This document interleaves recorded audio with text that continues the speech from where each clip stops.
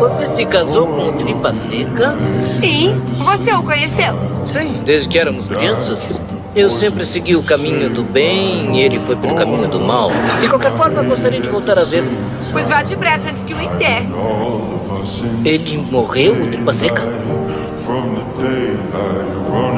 Outro? Obrigado, chefe. Espere, chefinho. Olha, eu também tenho uma coisa para compartilhar com você. Um refresquinho. Obrigado. Para mim?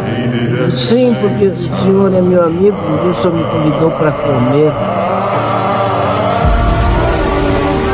Está certo. Eu vou ser o mensageiro do amor. Sem me importar com as pancadas que eu vou receber.